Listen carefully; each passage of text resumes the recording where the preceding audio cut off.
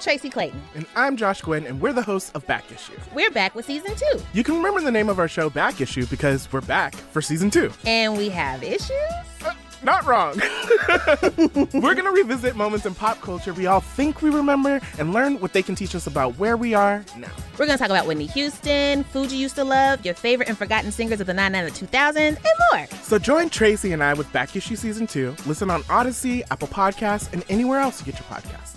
Clean, safe, local. Your home for business is the Village of Bedford Park. Over 450 businesses strong and growing with a safe, reliable Lake Michigan water supply. Visit VOBPBiz.com and bring your business home to the Village of Bedford Park. How close attention are you paying to this? I am watching it from afar. Yep. I am intrigued. Normally, when the crystal balls start turning, they know something. Right? Usually. Having said that, for all the reasons you suggest, I think there's just sort of a wait and see and a skepticism about the whole thing. I think very clearly when James Wiseman committed, it felt like the whole city was invested. Absolutely. Right? Absolutely.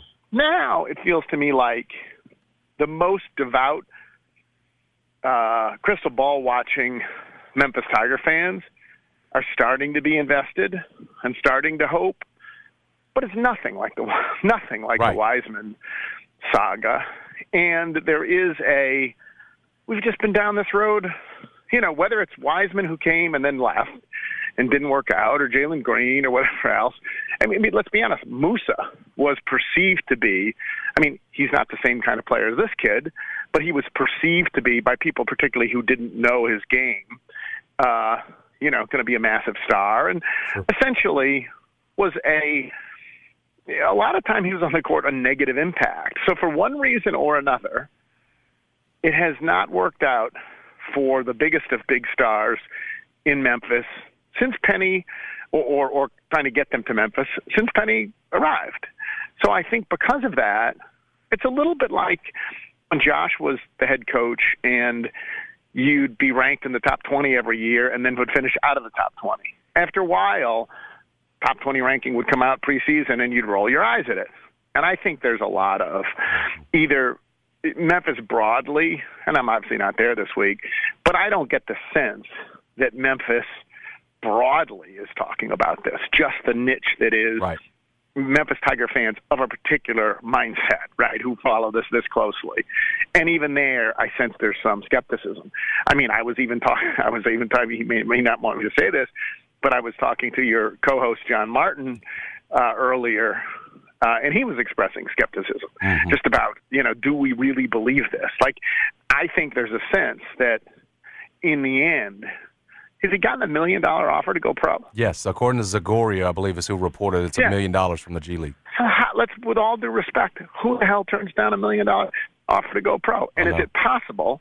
I'll just raise this. I hope he comes to Memphis. A lot more fun, a lot more exciting basketball to cover.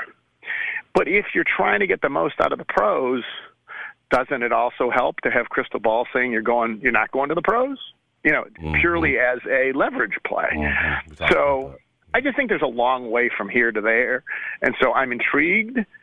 And 3 weeks ago, I would have rolled my eyes at it. Come on, he's not coming here. I think you're nailing it. But now I'm like, with you. Well, you never know. Maybe Penny can make it happen again. And by the way, if he does, at some point you feel like it's going to work out for him. Yeah, right? it's got to, right? Law of averages. You keep bringing them around. Sooner or later, they're going to be able to stick around and play and get you to the tournament, right? So, and I do think the whole thing is a reminder that Penny, even as the assistants come and go, and obviously the Larry Brown thing's a lot of fun now, he just has a lot of juice.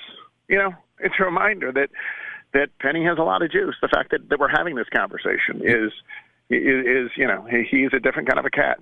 Do you think adding a Larry Brown, and I'm with you on everything you just laid out, and the way you're seeing it right now, it's kind of where I'm at. It's going to protect your heart. I'm intrigued, but I'm not believing it yet.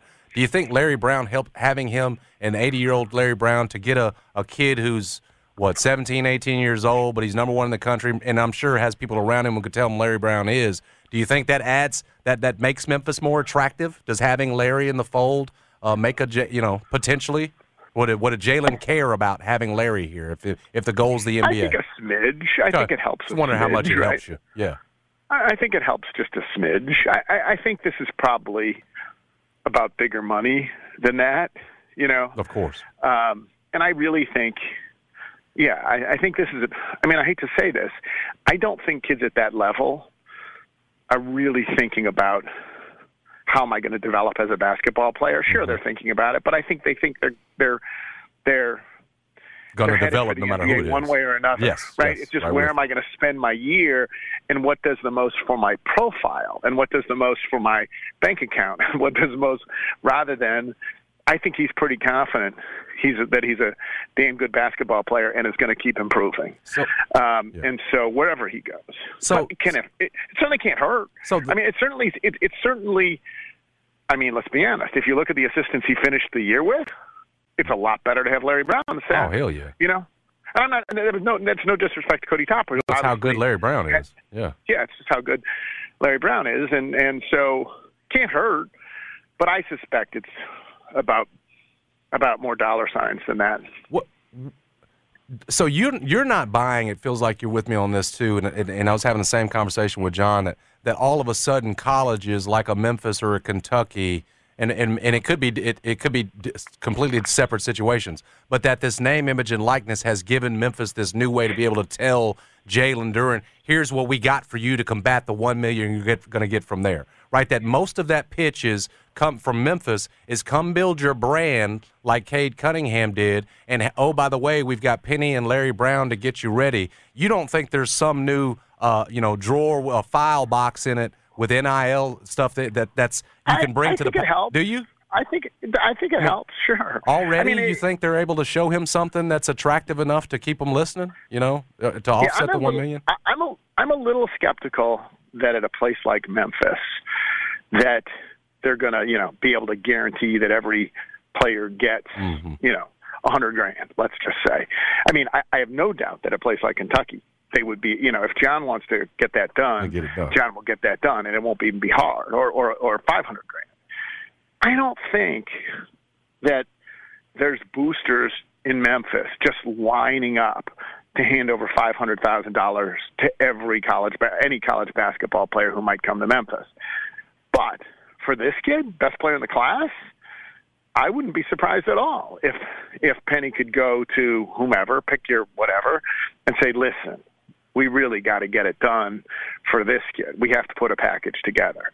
I'd be surprised if he didn't, I'll be honest. And I do think it does give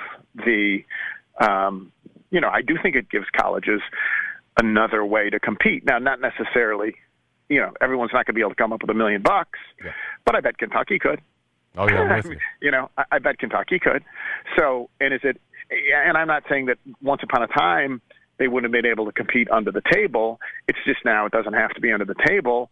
And so I do think it helps. I think it, at a time when we were ready to say that there are some kids who are just going to, go pro because it makes financial sense, I think those kids, you can now make them think. You can say, all right, do you want to go to the G League and you get X money, or do you want to come to play college basketball where you get let's be honest, it is a dramatically better platform to build your brand. It just is. Like, we don't pay attention to the kids in the G League. So, and you can get X amount of money, and we can, or if not, it's X, it's at least half X.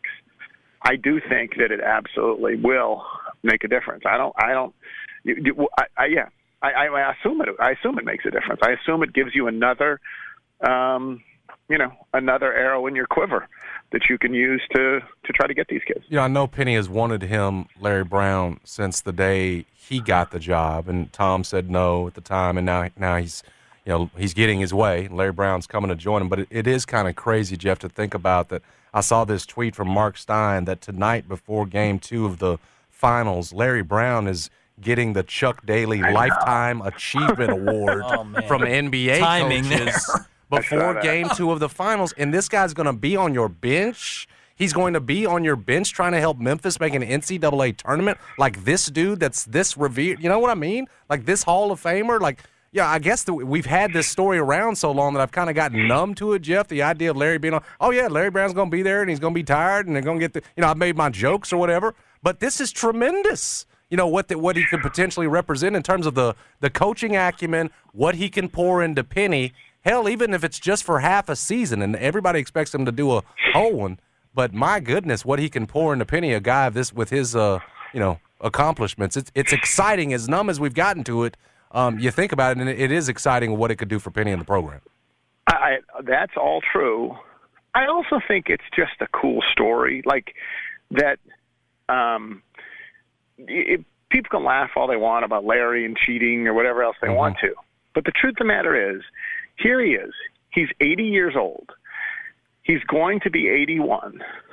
And he loves basketball enough and loves teaching basketball enough that he is choosing to spend this time in his life as an assistant basketball coach at the University of Memphis, which is staggering. It is. And it actually reminds me of Hubie Brown. And I think Hubie was younger when he came to Memphis. He was younger when he came to Memphis, and he came as the head coach. But the time I spent around Hubie, what you realized about Hubie and what meant so much to him about his time here was he just thought he was put on this earth to teach basketball. He thought he was put on this earth to teach basketball. And to have an opportunity to do it again, he was just incredibly grateful. And then there were all these people who thought it wouldn't work. And not only did he do it again, he showed it worked. And it didn't matter that he was, an old codger and the players were young. He was able to relate. He was able to get 50 wins out of that team because he was at bottom a teacher. And I really do think you take all the other stuff away from Larry, all the leaving jobs early, all the NCAA stuff, everything else. The reason he wants to do this, and I have great respect for it, is that at this point in his life, he still wants to teach basketball. Yeah. And I think that's totally cool. No, it's really cool. Nothing to laugh at there. I know I've gotten my share of jokes in on it, but it's going to be tremendous. It's an absolutely cool story and should benefit the program. All right, you're working for me on vacation, so I won't hold you much longer. I got one more thing. How are you feeling? Game 2 finals. Is this thing Phoenix is to lose? Do they win tonight? Goes back to Milwaukee 2-0. Like, does Milwaukee sort of have a chance of making this an actually interesting finals? What do you think? It's funny, I was talking to someone recently who just said, easy, Milwaukee, easy tonight, and I had a hard time getting my mind around that. I just don't I'm a recency bias. I admit I fall prey to recency bias, right? And seeing what seeing what Phoenix did in that opening game against the switching defense, it just was, it was a disaster. It was a disaster. You saw Portis or Lopez just getting eaten alive.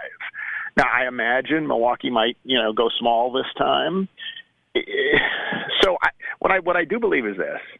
I don't think it's, quote unquote, must win from the perspective of if Milwaukee wants to win this, they have to. I don't necessarily think that's true. Right, they were down 0-2 to the But I Nets. do think in terms of us latching on to the series emotionally, in terms of America caring, I almost think it's must win. I really think 1-1 would do us a lot of good in terms of being intrigued by what's going to happen in this series because Milwaukee did not, except defensively, they played hideously, particularly in the third quarter. But they shot reasonably well. Chris Middleton was good. Giannis came back. A lot of things that you would have thought had to go right for Milwaukee to win actually did happen, and they still lost handily. So, for the sake of the series and my level of interest in the series, I hope that somehow Milwaukee can pull it off. I kind of hope you're right. It does seem like it'd be a little bit more interesting that way, certainly for all of us. Jeff, thanks for doing this for me on vacation, brother. I really appreciate it. Oh, I'm glad to do it, Jason. Thanks, man. Thanks, man. Yep. He is Jeff Calkins. I'm Tracy Clayton. And I'm Josh Gwynn, and we're the hosts of Back Issue. We're back with Season 2. You can remember the name of our show, Back Issue, because we're back for Season 2. And we have issues? Not wrong. We're going to revisit moments in pop culture we all think we remember and learn what they can teach us about where we are now. We're going to talk about Whitney Houston, food you used to love, your favorite and forgotten singers of the 791 2000s, and more. So join Tracy and I with Back Issue Season 2. Listen on Odyssey, Apple Podcasts, and anywhere else you get your podcasts. Clean, safe, local. Your home for business is the Village of Bedford Park. Over 450 businesses strong and growing with a safe, reliable Lake Michigan water supply. Visit VOBPBiz.com and bring your business home to the Village of Bedford Park.